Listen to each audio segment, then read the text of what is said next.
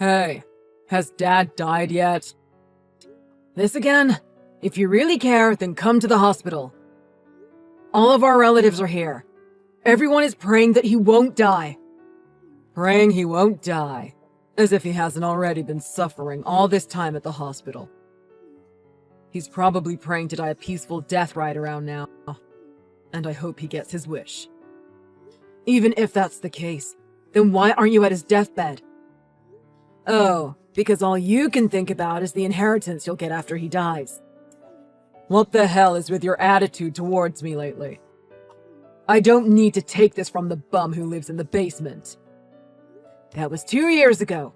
I have a full-time job now. I live in New York. What are you acting so smug about? Having a full-time job is the bare minimum for being an adult. Ah, you're so uncool. It's so funny that you think you can criticize me when you're a loser with no life. So you have time to insult me, but don't have time to come visit Dad. I'm just dealing with you now that I have a little time on my hands. Unlike the people that have all the time in the world, I have no time to care of a dying old fart. You've got to be joking. Try saying that to his face. You can't, can you? Because you're scared of him. What? I'm not scared. Then come. Call him a dying old fart to his face. You're not scared, right? So say it to his face instead of behind his back. Shut up. I told you I'm busy. I get it. You've been scared of him for a long time. He was so strict. When he was in the house, there was no way you could rebel. He got mad at you a lot. That had to be scary. I said I'm not scared. Quit talking about the past. Even though he's wasting away, getting thinner and thinner with his illness, he still has that stern look in his eyes. He doesn't even let us take care of him. He doesn't even smile, even though all his relatives have come to visit him. He's really stubborn. It's no wonder you're afraid of him, then. How long do you intend to keep this up? I said it already. I'm not scared of the likes of him. Whatever. Unfortunately for you, Dad is still alive. Call me back in a day. God, he's one tough old geezer. You're not going to hog his inheritance all for yourself, you hear me? Inheritance this, inheritance that. How are you not ashamed to say that? He raised you all these years. Yeah, spare me the lecture. You're suffocating, both of you. It's always been depressing. Once I've gotten my share, you can all rot for all I care. I can't wait for him to die. You're just rotten. You're beyond saving. Well, go ahead then. Be lame and talk behind his back. See ya. Eli, where are you? Sorry, I got a call from Zach, so I went outside for a minute. Zach? What did he say? He said we can all rot as soon as he gets his inheritance money. He said he's looking forward to Dad's death. Ah, that again. When on earth did he ever become like this? I'm not even angry anymore. It's just sad. Well, I was just going to ask you about that. Are we really going to give him part of the inheritance? That's the thing. Your father doesn't actually have any inheritance. What? Look, he's a bit eccentric, stubborn. He knew his time was coming, so he bought a car that he had been wanting for some time. He spent most of his inheritance on that. I didn't know that. He can't drive when he's sick, but even so, he finally got his wish. Of course, that car and the house he leaves behind will go to us, but... Last year, he bought a sports car, too. I heard he got it at a decent discount. That thing looks nice, but I heard it's junk. The insides are broken. It seems like he bought it thinking he could try to take it apart and make some money. Ah, it's no wonder he never tried to drive it. Well, I guess we'll have to deal with it then. What a pain. Other than that, we've got a warehouse full of bulky furniture and other things that are basically junk. You know how he was. He had to try his hand at everything. That's a nice way to say he got bored of everything quickly. Anyway, when Zach finds out there's no inheritance, he's going to throw a fit. It's fine. Don't worry about it. Zach isn't your son. I think even your father was fed up with him, and so he didn't leave him anything. You might be onto something there. But anyway, about your father. You've been weighing on his mind for a long time. Even though you work in New York, you came back so often to see us and see how we were doing. Your father was able to see that, and he feels a lot of gratitude towards you. Wait, really? That surprises me. I left high school, got a job, and failed at it. And then I was unemployed for a while. I thought he was disappointed in me because of that. He did scold you pretty thoroughly back then, didn't he? Yeah, that was rough. I thought it was too much, even back then. You have no idea how many times I told him to take it easy on you. But he wouldn't hear it. I'm sorry. No, it's okay. To be honest, that really lit a fire under me. It was tough, true, but it was better than being idle and jobless. Your father seemed happy every time you returned, too, from that point on.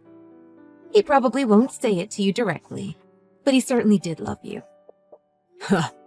He's on the verge of death. I wish he would just let me know. Sorry, I've calmed down a bit, so I'll come back now. How is Dad? He's resting now. They're saying he's going to pass tonight. I see.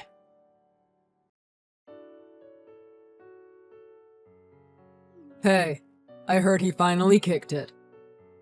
Are you guys discussing the inheritance? I'm coming too, so wait for me. What? Don't give me that.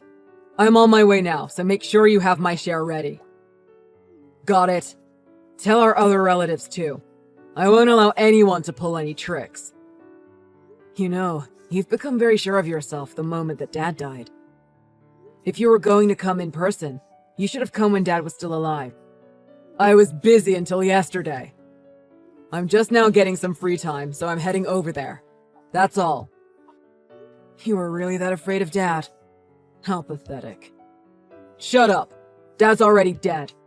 The one you should be looking up to now is me, the eldest son. Now shut up and do as I say. Well, you ought to know there is no inheritance. Huh. Before he died, Dad used up his fortune. All he left us is a warehouse full of lots of junk. Wait, what about money? There is none. We didn't find a will either. There is no inheritance, so give it up. Wait a second, that can't be right. You're just saying this to keep me out of the inheritance, aren't you? If you think I'm lying, you can check for yourself. I was going to anyway. I don't need your permission. Are you at the house right now? I'm almost there, so you better wait for me. Don't come back. Everyone tried to be civil, but we all wanted to punch you in the face. So you say, but you don't have the guts to punch me. Damn it. There's really no inheritance. You scumbag. Don't show your face here again. The whole family is breaking off ties with you. You're not family anymore, so get lost. If there's no inheritance, then it's not like I need any of you. You're wasting my time. If there's nothing for me, then you should have said that earlier. What the hell is your problem? Wait. It looks like there are 2 cars in the back. Were those Dad's? Yeah, they were Dad's. I thought so. Nice. Well then, they're ours now. And I'll be taking one, thank you very much. What? No, wait! The fact that you're panicking just shows they're expensive. Dad only left us 2 cars. I'll take the new fancy one. That shabby one over there should be enough for a bum like you. Really? Thank you so much. By all means, take that one. I don't drive in New York anyway, so I don't need it. Just don't drive it home, okay? It needs servicing. Nah, even just looking at it you can tell it's new. It doesn't need any servicing. I found the key and I'm going to drive it back. Wait, really? Someone will be here soon to fix it. I came all the way here. There's no way I'm leaving empty-handed. Don't worry. Even if some small problems come up, it'll be fine. Stop! You so?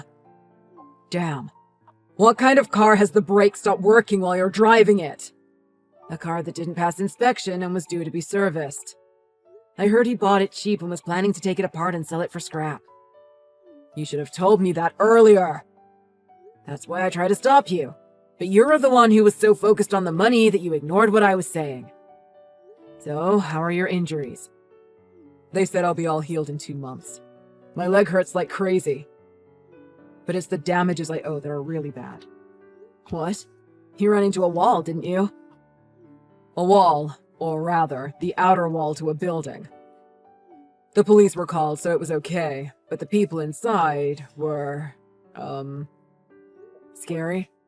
Yeah. It's not like they were gangsters or anything. But they told me I'd be charged a good amount for it.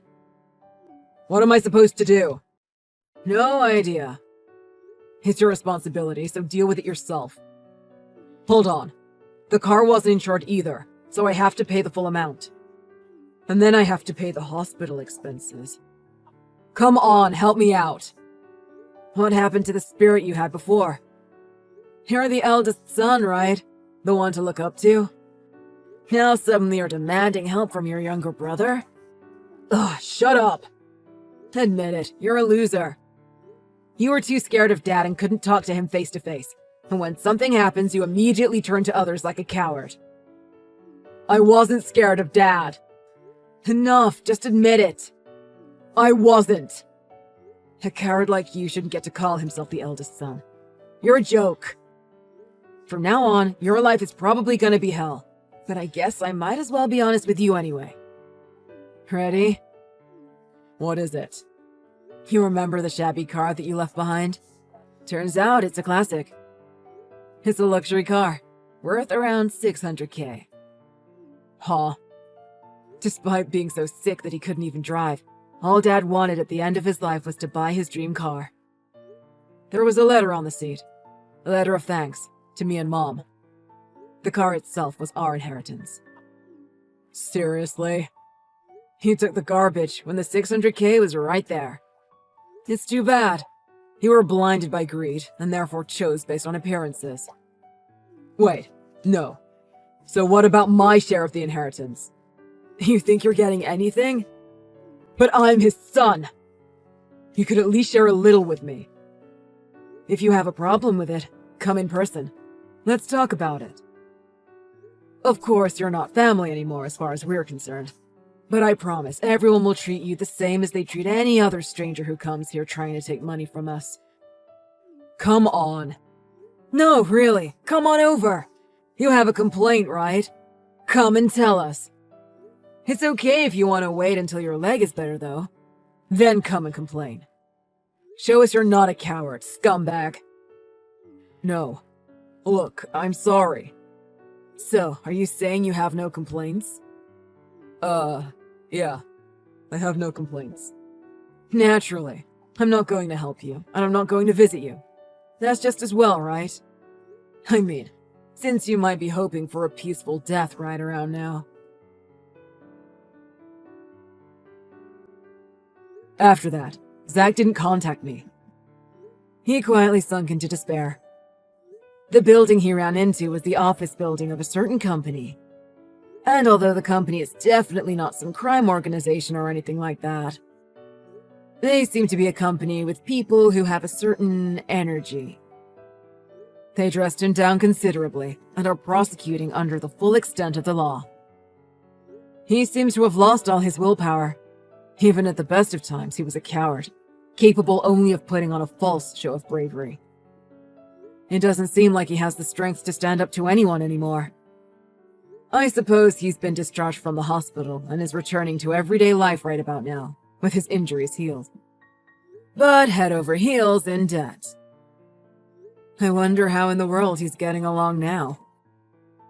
Hey, sweetie, I just wanted to ask if you remembered that it was your parents' anniversary today? I didn't know if you wanted to do something for them. Maybe a meal somewhere nice? Huh? Oh, yeah, I'd completely forgotten that it was that time of year. Yeah, a meal somewhere nice sounds good. Could you set it up with my mom? I'm a bit busy at the moment, so I don't have time to message her and sort out all the details. Really? Don't you have, 5 minutes to talk to her? Come on, Nancy, don't start again, please. I'm very busy and I don't have the time to talk to my mom for over half an hour. You need to get over this idea that she's trying to bully you or whatever. My mom's a lovely woman and she can never do anything like that. She's probably just a bit shy, so she comes across like she's being condescending or rude or something when in reality she just doesn't know how to speak to you, okay? So just suck it up and talk to her. You'll see that you're just being ridiculous. I really don't think that she's being shy, Victor. Your mom simply doesn't like me. That's all there is to it. I have tried everything that I can to get on her good side. I've been polite, helpful, and cheerful. I've never been rude to her or tried to undermine her, unlike her, and yet no matter what I do, Mary simply doesn't like me. There's literally nothing else that I can do. Every time I talk to her, she'll be completely horrible to me if no one is around. I honestly just think that you should talk to her and then everything will go smoothly. Look, I'm not gonna entertain this ridiculous idea that my mom hates you. I've got stuff to do, so you need to make the call. I'm not gonna say it again. Now, I need to get back to work. I'll see you later. Goodbye. See ya. Hi, Mary. I just wanted to say happy anniversary. I know you and John have been together for quite a while now, and it's lovely to see that you're still going strong all these years later. I hope me and Victor can be just as strong as you two. Oh, it's you. Yes, well, thank you. Although, I don't see what's so remarkable about it. If you young adults actually bothered to talk to one another and work to solve problems, there would be far less divorces in the world. I'm guessing you're one of these women who think that if they don't get their way, that it's okay to get a divorce? Ah, I believe that if it is needed, then a divorce can sometimes be the best option for couples. Although it's always a last resort, as no one wants to separate from their partner if it can be helped. Uh-huh. Although, in all honesty, my Victor would be much better off divorced from you. After all, you're not really a good wife, are you? Yes, well, good job that we both love each other very much then, isn't it? Anyway, I've just messaged to ask if you would like me to set something up for tonight, for you and John. I asked Victor earlier and he thought a nice meal somewhere might be a good way to spend the evening, if you'd like to. I just wanted to know if there was somewhere in particular that you'd like to go, so that I can book an appropriate table. Oh, joy. So I get to spend my anniversary evening with you? I honestly couldn't think of anything worse, to be honest. I mean, why not just lock me in a box full of spiders? That would be much more preferable than having to spend an evening with you and listening to you droll on and on about boring things. Look, Mary, there's no need to be horrible. I wouldn't be the only one there. Your husband and Victor would be there too. Also, if you wanted to, you could invite other people. Honestly, we could actually just avoid each other all night if that's what you wanted to do. There's actually no reason for us to interact at all, apart from maybe saying hello and goodbye. I just think Victor would like to spend the evening celebrating his mom and dad's marriage with you. Okay? Fine, but I'm doing it for my son and my husband. Don't think I actually want to spend any time with you. Fine. So, how many people do I need to book this table for, and where am I booking it? Book it for the Watermill Inn for 7 p.m. tonight, and book it for 8. I'm going to invite my sister and her partner, and John might want to invite his brother and his wife. Okay then, I'll get that all booked up. Oh, and you'll be paying for it all, won't you? Pardon? You heard me. You're going to pay for this meal, right? Well, I mean, I'm sure me and Victor can cover you and John as well as our own meals. I'm pretty sure that Victor would be more than happy to do that as a present to you too. But there's no way that we could afford 4 more meals on top of that. It would simply be too expensive. Well, that's not any good. If you're taking us out for a meal, then you need to pay for it. I never asked you to do this. You thought of this all yourself, so you need to fund it. You can't just pay for yourself and mine and John's meals and leave out the others. That would be incredibly rude. I mean, do you want it to look like I'm snubbing them? No, of course not. I don't want your sister and brother-in-law to think that you're purposely being rude to them. But the fact is that Victor and I simply couldn't afford to pay for 8 people's meals. I mean, if each person's meal equals roughly $40, then that would be $300 on one meal. That's simply far too much money for us to be able to afford. It's really not so bad. You're just being cheap. I'm really not, Mary. But in case you've forgotten, I'm currently between jobs, so Victor and I don't have a lot of money at the moment. Oh, yes. I had forgotten that you decided to quit your job just so that you could leech off of my son. How's that going for you? Are you happy that you're being nothing but a drain on my son's life and resources? I didn't just quit my job, Mary. It's simply finished. It wasn't my fault that it went out of business, and that because of that I lost my job. It's not like I've been sitting about and twiddling my thumbs. I've actually started a new college course which will help me progress my skills and allow me to apply for higher paying jobs. It's also in a career that I find incredibly interesting. So I am actually going to enjoy my job for a change. I honestly can't say that I care at all. I mean, you can try and spin it how you want, but the fact of the matter is that you are nothing but a poor loser who got fired because she was no good at her job. As well as that, you sound like a child when you say that you want to do a job that you'll actually enjoy. No one enjoys their job. It's simply work, a way to earn money. To actually try and get a job that you enjoy is something a child would say. Although I can't exactly say that I'm surprised by what you're saying. You're not exactly the brightest person I've ever met.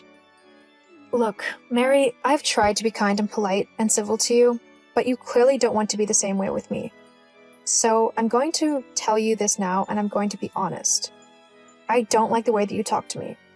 You treat me as if I'm stupid, and you are so horrible to me when I have done absolutely nothing to you. I'm sick and tired of trying to be nice to you when you so clearly don't want to reciprocate the gesture. So from now on, I'm just not going to bother. If you want to be a horrible and unnecessarily vitriolic woman, then fine. But I'm not going to let you bring me down to your level. I'll be polite and civil with you tonight, for Victor's sake. But after that, I'm not going to bother with you at all. And that includes if and when me and Victor have children. What do you mean? Are you going to keep my grandchildren from me? No, of course not. I'm not going to go out of my way to bring them to you. If you want to see them, then either Victor will have to take them to see you, or you'll have to come to my house, or you'll have to respect my rules. But that's not fair. It is more than fair. However, I'm not going to get into this with you right now. Instead, I'm going to book the restaurant and hope that this evening will be over and done with quickly. Just you wait. My son is going to hear about how you've treated me today, and then you'll be sorry. He won't let you get away with talking to me like that. I am his mother, and if you have any children, their grandmother. I have every right to see them whenever I want, and I'm allowed to teach them whatever I want to, as I am the oldest and therefore wisest person they will know. Well, you're definitely old, that's for sure. I wouldn't say that you were wise, though. Why, how dare you? Look, Mary, I'm not going over this with you again. Tonight will be the last night we ever have to deal with one another again. Unless it's for something really important. I don't want to have to deal with you at all in my day-to-day life. Well, that makes two of us at least. But if you think that I'm not going to say anything to Victor, you're completely wrong. He's going to know exactly what kind of a horrible woman you are. God, I told him not to marry you. I said that he was too good for you, and he still did it anyway. Guess he thought he was doing you a favor and was being charitable or something. I mean, no one would ever want to be with you otherwise, unless they did it out of pity. If you were so against him marrying me, why did he go through with it then? Is it because he actually loves me despite what you say? Oh, don't be ridiculous. He married you for your money. Huh? Yeah, he said that you earned a decent wage at the time and that he was going to marry you so that you could pay for the rent and the bills and stuff whilst he spent his money how he wanted to. But now that you're out of work, he's the one who's been stuck working a job he hates just so he doesn't wind up on the streets. Honestly, you need to take better care of your husband, Nancy. My son deserves much more than what you're currently offering him. Well, I think I'll be having a little word with Victor about all of this. For now, I'm going to go. I will see you later tonight, Mary, and that will hopefully be the last time for a while that I will see you. Likewise. Nancy, we clearly need to talk. The way you've acted tonight is simply not okay. You can't just storm out of a restaurant like that. You made me look like a complete idiot. I'm the one who's acted horribly? Were you at the same table I was? Your mom was the epitome of vile. She was laying into me and bullying me so much that I actually almost cried. Oh, you're overreacting. Just because she might have said a few things that you didn't like the sound of, doesn't mean that she was being horrible. You can't just handle being told the truth, that's all. The truth? You think it's true then? That I'm a horrible wife who could never do anything right and who would be better off gone? Well, Nice. Thanks for that, Victor. I'm only your wife. then, well, I'm tired of sugarcoating it for you. Sugarcoating what? Well, I'm tired of you. You're not a good wife, and I'm sick of funding everything for you. I mean, honestly, you've been out of work for ages now, and I'm tired of having to pay for everything. I have no money to buy things for myself anymore. Well, that's just kind of what being in a relationship entails. We'll have to be there for one another and look after each other when we need to. I mean, I looked after you when you were out of work. I paid for everything you wanted, along with the bills and the rent on the house. I think you can help out a little bit at the minute. Well, I don't care what you think. I don't want to be spending all my money on boring things, so I'm not going to. What do you mean? I'm not going to bother spending any more money on you and whatever you want. I'm just going to go and have fun doing what I want. But you can't do that. We have bills to pay and stuff. Nope, you have bills to pay. I have some brand new shoes to go and buy. Why are you being so obstinate?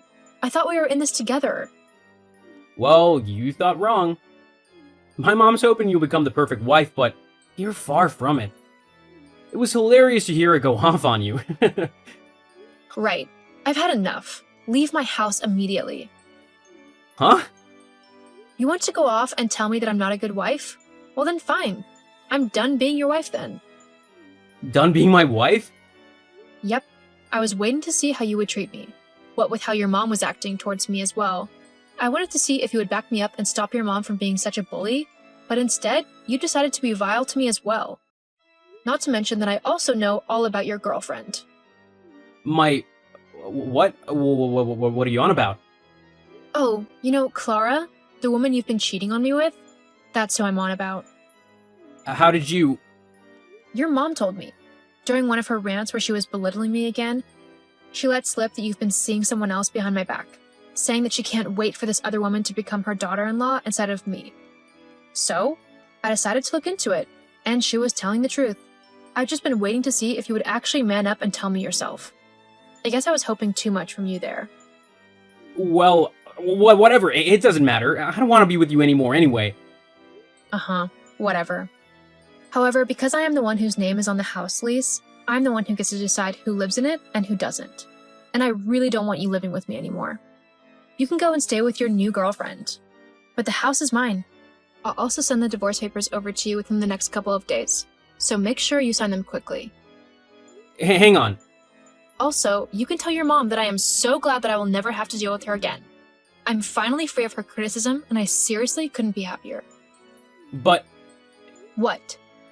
you're not supposed to be happy. Plus, you can't just kick me out of the house. I have nowhere else to go. I can't move in with Clara. Well, that's your problem now, isn't it? I'm sure your mom would love it if you moved back in with her, so why don't you do that? I don't want to live with my mom. Well, looks like you're out of options then. Oh well. Good luck, Victor. But I'm going to go and live my life free of you and your bullying and toxic mother. And I seriously can't wait for it. Bye! After telling Victor off and exposing him for the horrible man that he is, I went ahead and gave him the divorce papers. He tried to argue that the house should be his, along with half of my monthly income. However, the judge ruled in my favor. He said that because Victor was the one who cheated, he should be the one to pay compensation to me for emotional damages. I mean, I wasn't too broken up about it, but I am happy for the extra little bit of money. Since then, Victor and Clara broke up, and he has had to stay with his parents whilst he tries to save up for a house. Can't say I envy him there. As for me, I found a job which is perfect for me. After graduating college, I was able to get a graduate job at an archaeologist firm, and since then, I've worked my way up the ranks a little bit so that I'm earning a decent amount of money. Whilst I might have lost my marriage, it wasn't really one worth mourning considering how he treated me, so I'm more than happy to go out into the world and find someone who is going to treat me right and like how I deserve.